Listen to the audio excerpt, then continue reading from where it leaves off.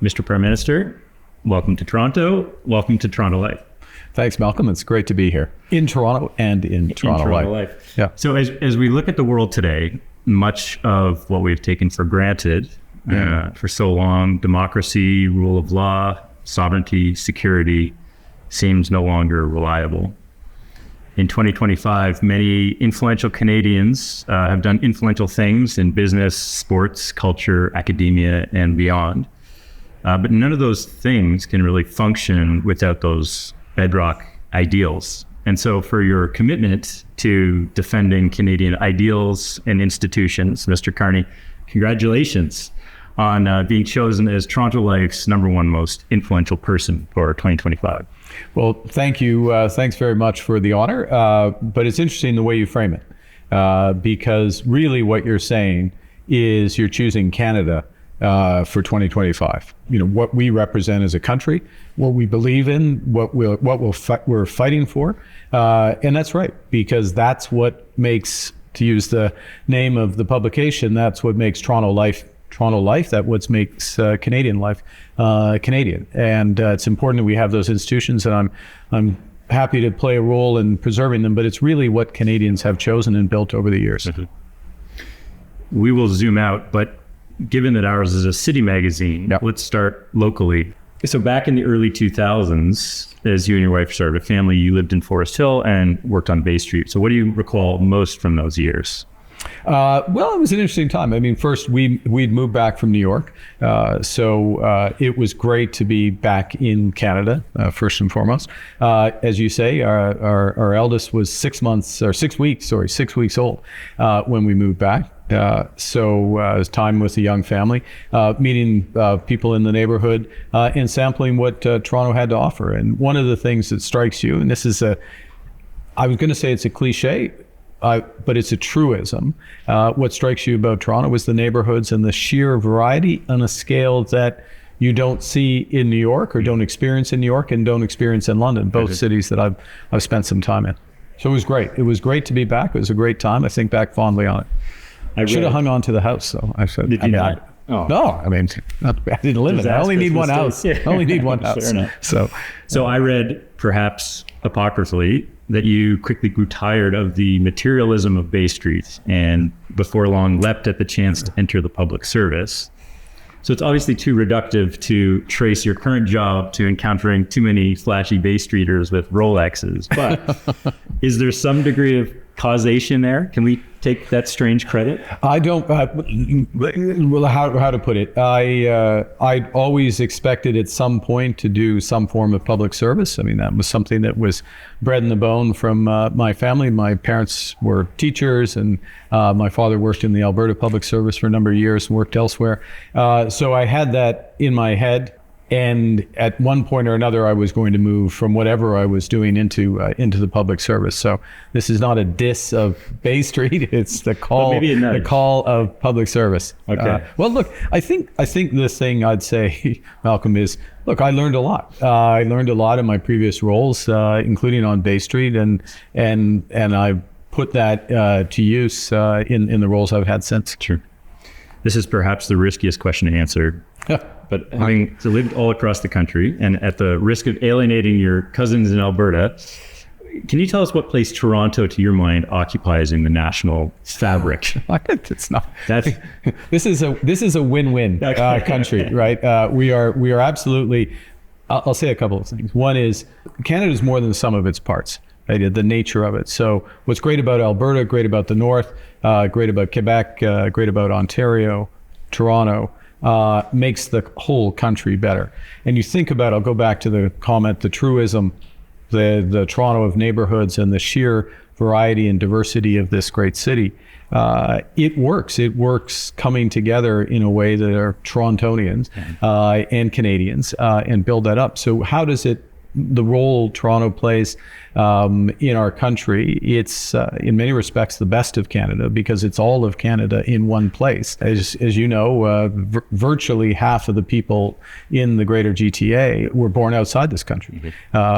You wouldn't know it. You wouldn't know because they quickly become Canadian. We're enriched by them.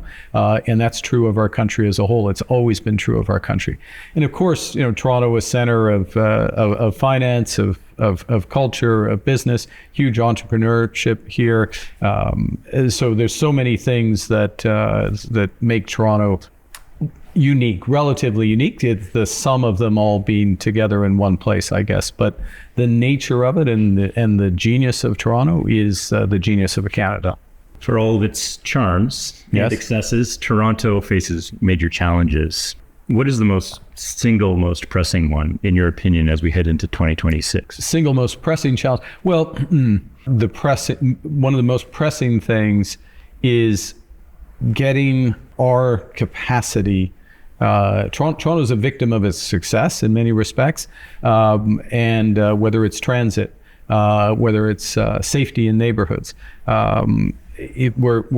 the pressures are huge on the system as a whole, and there's a variety of solutions to all of those.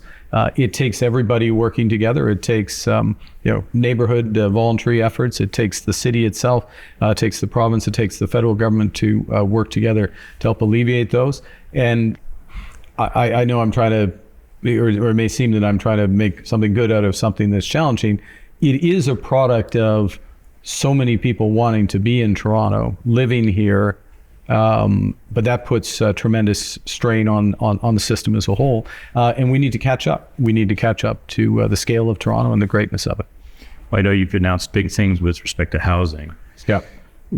From where I sit, the problem Toronto's housing sector faces is not a lack of supply so much as a supply of the wrong thing. That Torontonians really crave 2 and 3 bedroom apartments, but it's hard to incentivize developers to build those. So do you see a way to make that happen? Well, it's a very astute observation. So sometimes people talk about the housing market as if it's just one market, and it's really very segmented, obviously regionally, but also in terms of people's affordability, where they are in their life cycle. So a huge build out of relatively small condos that had dual purposes, if I can put it that way. Yes, places for people to live, but investment properties as much as anything. Very little build in Toronto and across the country of truly affordable housing. Deeply affordable housing for the more vulnerable in society, but just basic affordable housing for the masses. And so one of the things that we're doing as the federal government is we're stepping into that.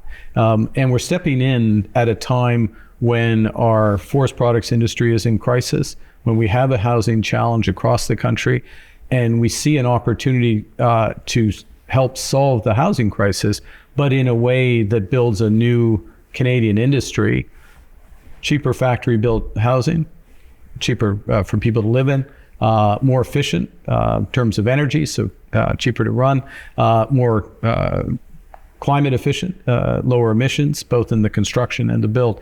And we just in the last few days launched our first project in Toronto, Downsview, which is going to be almost 65,000 units that will be built by Canadians, with Canadian technology, for Canadians, and all of them skewed to affordability. So yes, the family that wants the 2 to 3 bedrooms, in some cases 4 bedrooms type place, that wants to be in a neighborhood and wants to be in a safe neighborhood and live in Toronto.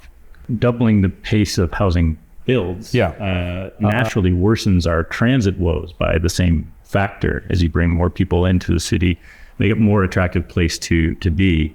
So shouldn't any investment in housing come with an accompanying federal investment in transit projects? Well, we have multiple levels of government, and they need to make choices around what's important.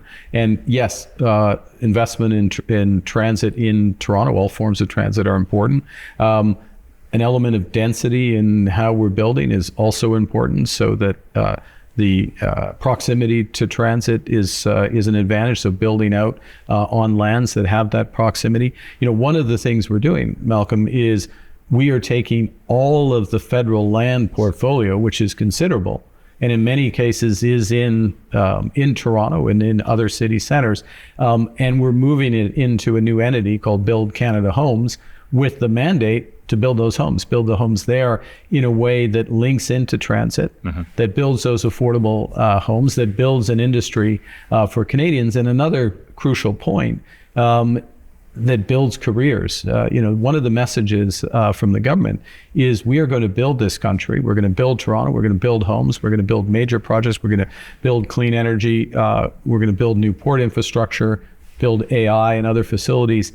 The consequence of that is we are going to create hundreds of thousands of careers in the skilled trades because we're going to be building for a quarter century or more. Let's switch to U.S. relations. Oh, okay. So that's good. This is the lighthearted part of the discussion. President Trump is the self-described master of the art of the deal. You, having spent decades in the private sector, are no stranger to the art of negotiation yourself. Having been up close to Mr. Trump many times now, how would you characterize his negotiating skills? Well, he's a good negotiator. And then you're taking a good negotiator who is negotiating from a position of strength. Sure. So in his time in the private sector, he was one of many developers and he had skill, et cetera. When you're president of the United States, the world's military superpower, hyperpower in many respects, the largest, most dynamic economy, and you inherit a series of very tight relationships with your major trading partners and you're negotiating changes in those, you're starting from a very strong position. So. And then you throw on top of that someone who has very good, lots of negotiating experience, but skills. And part of those skills is an ability to identify the points of maximum leverage and a willingness to exploit that. So it takes some patience. It takes an ability to open up different avenues of that negotiation. And that's what we have been doing. We're not going to sign a bad deal. We're not even going to sign a good deal. We're going to sign a great deal for Canada, with one very important point of context, which is our relationship with the United States, as is the case with everyone else in the world, has fundamentally changed. And we recognize that. We've recognized that from the start. We were in a process of a long period that started in the mid-1980s, where from the first free trade agreement with the U.S., where Canada and the U.S. were coming closer and closer together. That process is over, okay? So we are in a position where our deal, our current deal with the United States, and we do have a deal with the United States, is the best deal of any country in the world. It's not as good as it was.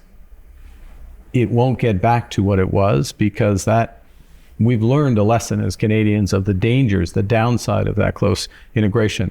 But our situation can be better than it is today, and that's what we're negotiating hard for. I understand that the two of you have shifted your relationship to text. To text, yes. And so I'm wondering who took the bold step of asking for the other's number? He offered me his number when we first met in the Oval Office, and I took it. Remembered to write it down. So yeah. And how would you describe his texting manner? Is it as much rapid? All caps as there's a lot of caps. There's a lot of caps and exclamation marks involved. Yes. And I would also make the point that there was no time limit on there. There's a 24/7 element to it is not apparent how much the President of the United States sleeps. Middle of the night. Middle of the night, early in the morning, all hours a day. I mean, normally not during the workday when he's sitting in chairs like these, grilling. He's in your role. He's grilling someone. So fresh off the campaign trail, you used charged language like betrayal. Now it's very much a spirit of deference in the Oval Office. Is it fair to interpret an intentional shift there, sort of make nice with the big guy and let the negotiators do the rough and tumble? Is that fair? I don't think there's an inconsistency. We had a relationship, Canada and the United States had a relationship built up over decades that the U.S. decided unilaterally to change. They didn't consult us. This wasn't a discussion, negotiation. They unilaterally changed it. It's had a real effect. We see the effect here in the greater GTA, announcements in Brampton in the auto sector as an example. So I think the language, obviously it's campaign trail, so it's more marked maybe, but the language is correct. At the same time, the question is, well, now where is the relationship going? How do we find areas where it does make sense to collaborate our two countries and economies, and that's what we work towards. Look, the president, he respects straight talk and understanding what our objectives are, and the consequence of that has been that we are in a position where 85% of our trade is still tariff-free. We have the lowest average tariff of any country in the world. We do have some issues which we're working through, I find the best way to address those issues is to make sure we're talking, we're in the game, we're playing the game, and that's what we're doing right now. The relationship in the Oval Office is complicated. You need to not offend him. We saw what happened at Zelensky. But at the same time, he hates being called Donald, but he calls you Mark. He calls me president, actually. Call me president. That's true. Yeah. So but he does call you Mark, and he contorts. The last time he called me president. I just want that on the record. Okay. He twists empirical data. He mocks our nation. And so my question is, how challenging is it for you to sit and hold your tongue in many situations for the greater good? Well, I'm in his environment, the Oval Office, and he has literally 75 press people there, maybe 10% of whom are from Canada in the case when I'm there, maybe a little more than that, but not much more. And he's basically speaking to those individuals. And a substantial proportion of the time about issues that have nothing to do with Canada, domestic issues, and that's the nature of it. So I'm not going to judge. I'm not going to interfere with the domestic issues. That's first. And then secondly, with respect to Canada, I think you do see in those settings a respect that we expected for Canada. Yeah. We are not the state there. He wishes that we would be part of the United States. Lots of people want to come to Canada. We have the evidence here in Toronto. Lots of people want to be Canada. It's true around the world, one of the most admired countries. In fact, on many surveys, the most admired country in the world. And I'm sure there's lots of places that would like to have Canada, but they can't. And as I said in the Oval Office, when he said, never say never, I said, never, never, never. So it's clear. All kidding aside, it's clear. They understand. He understands. And the relationship and where it's going is governed by what's in our interest in terms of what we're going to agree to, but also a very particular set and new set of American interests. And this is what we have to come to terms with as a country. And I would say that the experience in Toronto, the experience across the country, Canadians are largely there. Their view is, okay, the relationship's changed. Let's take matters into our own hands. We've got to take care of ourselves. We have to take care of each other. That's what we're going to do. And yes, we can give ourselves more than the Americans can take away. The challenge is, to be totally frank, is the speed with which the impact of the U.S. putting tariffs on, changing our relationship, that's much more immediate. That's measured in weeks. Building Toronto, building transit in Toronto, building out 65,000 homes in Downsview, the next level of cultural development, the cultural industries here in Toronto, that takes time. And we're going to do it, and we're going to build it without question. And we will be better for it. But we have to stick together during that transition. Let's talk about AI. You mentioned it earlier, and it is one of your priorities, establishing Canada as a leader. Yeah, or growing our leadership in that field. To many people, AI just means ChatGPT right now to many citizens, but we know it's much broader than that. So I'm wondering, what specific applications do you see Canada becoming a global leader in AI? So a couple of things here. One is that there's many ways that it contributes potentially to our economy. And the first is just the actual infrastructure necessary to train models and build those models out. We have many of the advantages in order to build that infrastructure. We have cheap power, clean power, we have the engineering expertise, we have the determination, and one of the things the government is doing is bringing together the various components of that to build it out. But really where the opportunity comes for our country is in twofold.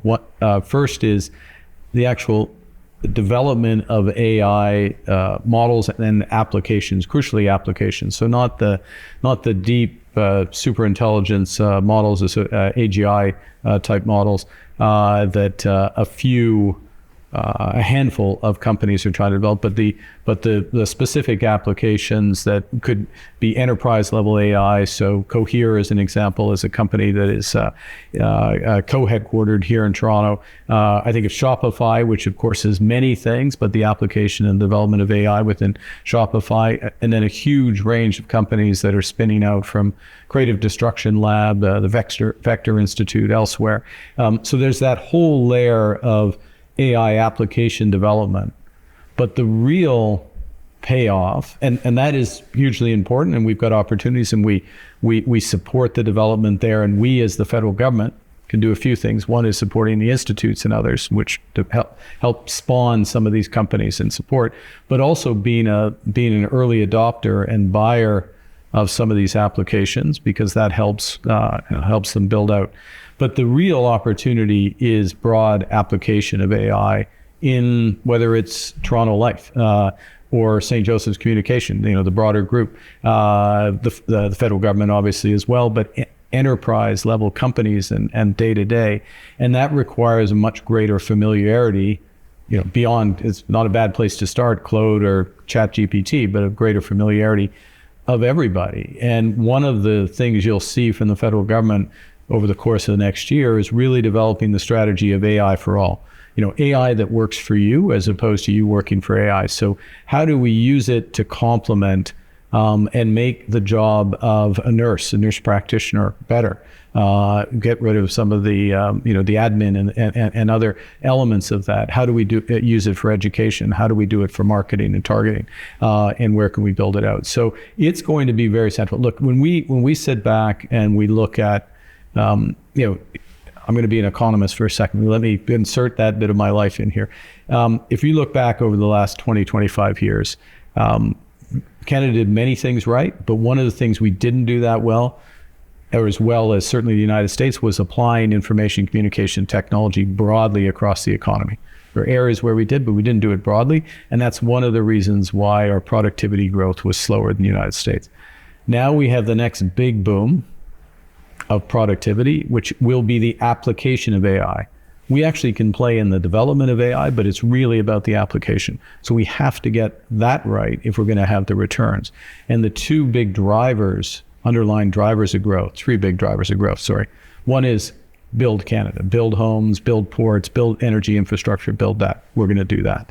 The two other big drivers, AI and low carbon, driving the economy towards lower carbon, because those are what are going to determine the extent to which our businesses, our country is competitive. And we absolutely can own both. And this is part of the reason why it's so exciting to be in Canada and to be in Toronto. Right now, AI is essentially a global arms race. And we know from experience that arms races don't end well. So I'm wondering how you see Canada in terms of both becoming a global leader in AI, but also we ensure we aren't part of some sprint straight into our collective demise. Well, that's very poetic. I mean, the last arms race ended okay. The Cold War ended okay, actually. Okay. Yeah. Okay. I mean, some end well. Yeah, some end well. They don't always end poorly. Right. I think the key thing is that for us, is part of what I was saying a moment ago, is how well are we using AI for what we want? And part of I hopefully am not going to misrepresent, but Ajay Agarwal, who runs Creative Destruction Lab, one of the global leaders in AI applications, based in Toronto, is a professor. He's many things, including a professor. Part of a point he's made to me in the past is being clear about what we value and then using AI to help achieve what we value. Mm-hmm. So what do we value in this country? Many things we value. One of the things we value is equality, universal access to healthcare. So how are we going to use, so that should be one of our priorities. How are we going to use AI so that our healthcare system is more effective and efficient. We all know it needs to substantially improve. I think about that with my colleagues. Well, how are we going to work with provincial governments so that they, who are responsible for this, how are we going to work with them so that we have a better healthcare system and it's working for Canadians, from that nurse practitioner I spoke about a moment ago, but really to everybody, all the readers of Toronto Life and their neighbors and others. And that's when you think about the application, what do you value, what do you want to solve for, and then you work back using AI as a tool, that makes it much more likely you're going to be successful. And I think one of the great things about Canada, Toronto, is we know what we value, right? We have a sense of solidarity. We care about each other. It's a generous place. Yes, we have ambition, want to build out, and you bring that together, it makes it much more likely you'll succeed. Misinformation, AI deepfakes, and the like are really the scourge of our time. Right now, an impersonation scam is circulating in Saskatchewan. I don't know if you're aware of this. I'm about to be made aware of it. Falsely claiming that you're endorsing 2 online investment platforms that use your likeness. So I guess my question is there any hope? I do not have a side hustle as Prime Minister. I just want to make that absolutely clear. Yeah. My second is there any hope for truth when the big tech platforms seem to have just given up on it? Well, there's a responsibility that comes with being a platform, a publication like yourself. I mean, you're acutely aware of it, but also a tech platform, and they try to pretend they're not publications, but they are in these respects. And AI, you used the point earlier about an arms race. Well, you use AI to police AI. That is, and one of the uses of AI. Is to track bots and block bots. It is to identify deep fakes. And yes, we need, we need to hold truth. The truth is the objective.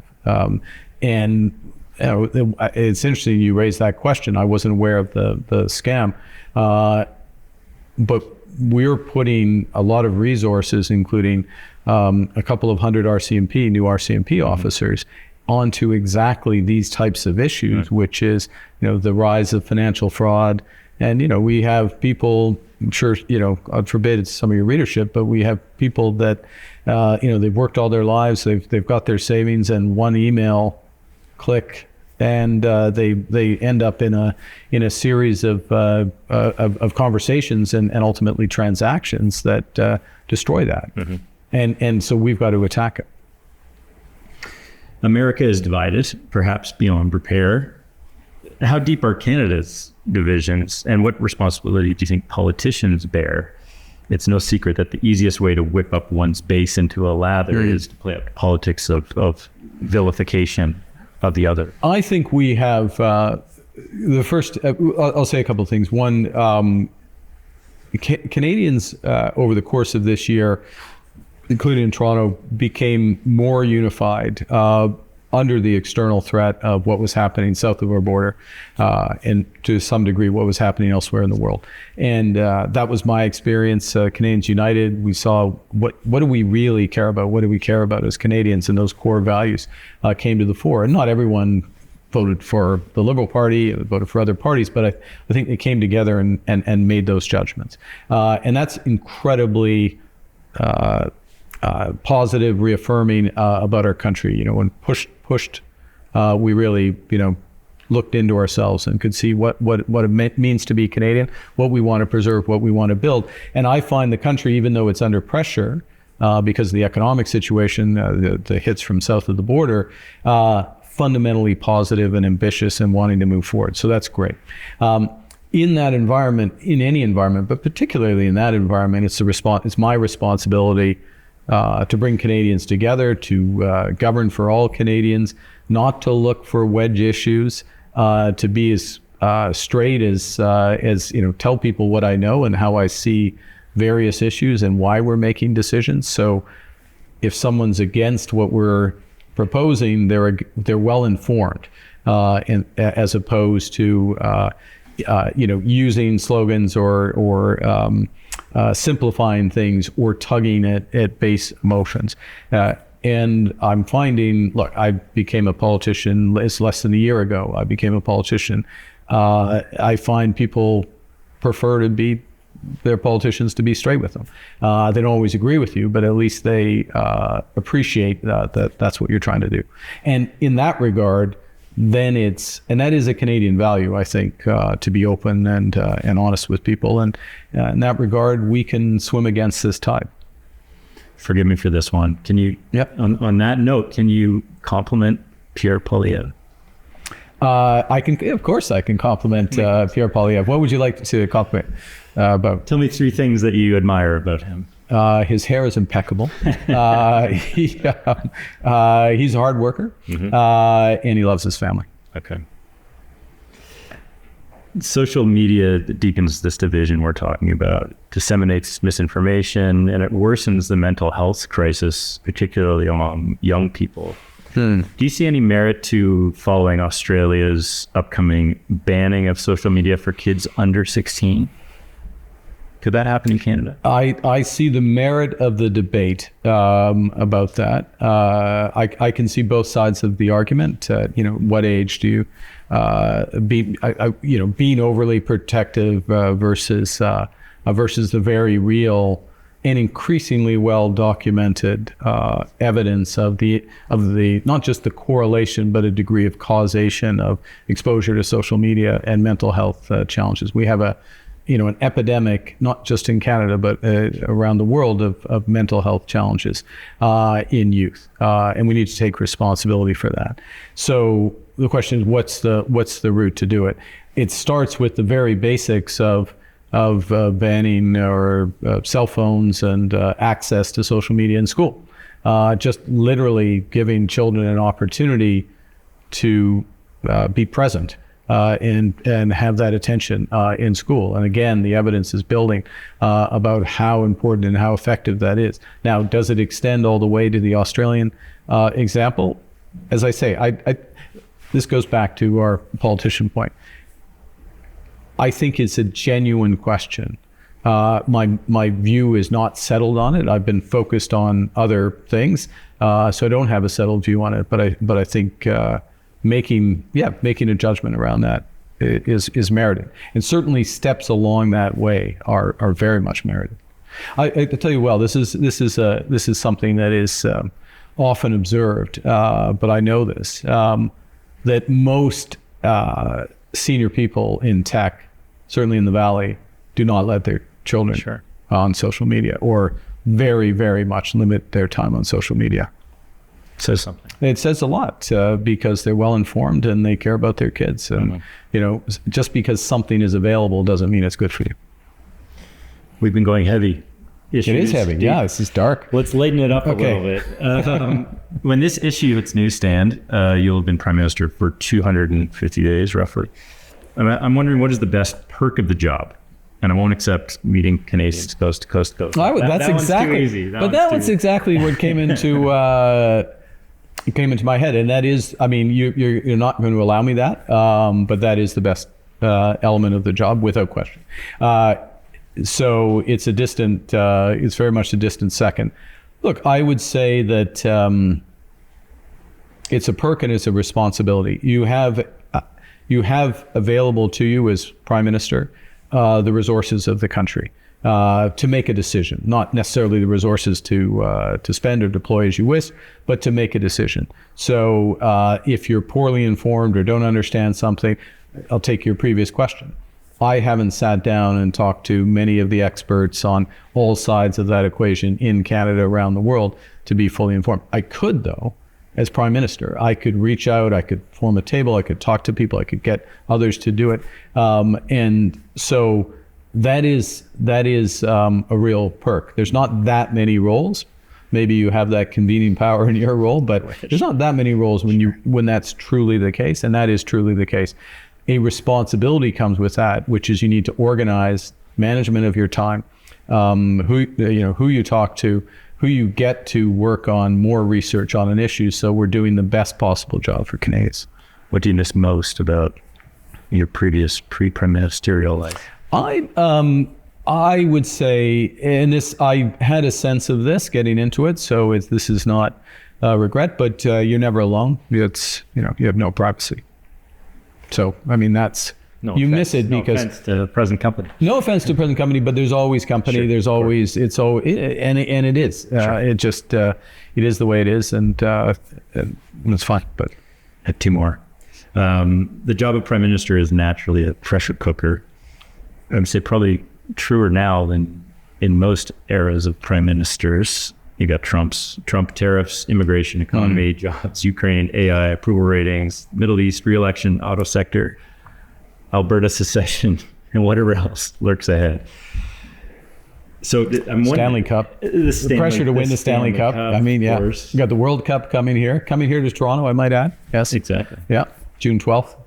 So I guess I'm wondering, does one ever turn off? Is it possible to turn off in a role this demanding? It's no, is the short answer, I would say. I mean, maybe I went for a run this morning, so maybe part of the run I wasn't thinking about policy issues, but I mean, I was crossing the road, so it was trying to focus, not get run over. Yeah, but no, it's pretty hard to turn off. Yeah. In values, you talk about meditating.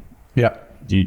I still do. Routine? Yeah, no, that's an example. I mean, and that by definition, if you're doing it successfully, you are turned off and you've emptied things out, which is very helpful. Yeah. Is that part of your routine today? It is part of my routine. Well, it should be a bigger part. Should be a more consistent part of my routine. And many failings, but that's one of those things where. When you don't do it, it's because, quote, you don't have time. But you find that if you do it, you have more time for other things, even though, you've used up. But then Trump those 20 in the middle of the night. Well, that's why you have to put it on silent mode. On silent mode. My last question. If they text you twice or they call you twice, then it comes off. So he doesn't take no for it. Yeah. My last question. In your book, you write about the relative brevity of our time on Earth and chance to make a mark. So in your ideal vision, what does Canada look like when your time in office is over? I would say that, I mean, who knows? Speaking in brevity, who knows how long you have on this Earth or in office on this Earth. And so, what does it look like? I think that the country is in the process of realizing just how great it can be. It is the greatest country in the world, but we can be even greater still. And so, however period of time that I'm in this role, that we're doing things that build a stronger country. We're giving ourselves more than the Americans are taking away. We're on that process.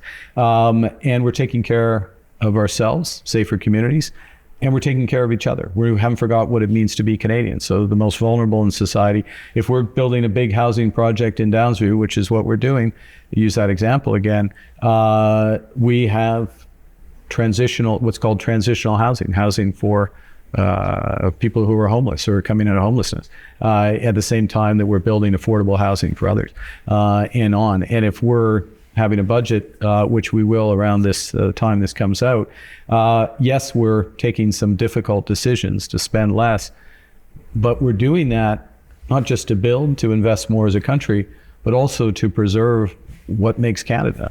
And that's childcare, that's healthcare, that's pharmacare, dental care, national food program, because this is a fundamentally generous country and we care about each other. So yeah, at the end of my time and as I'm passing on, metaphorically passing on as well, because I'm never going to die, I'm going to be around forever.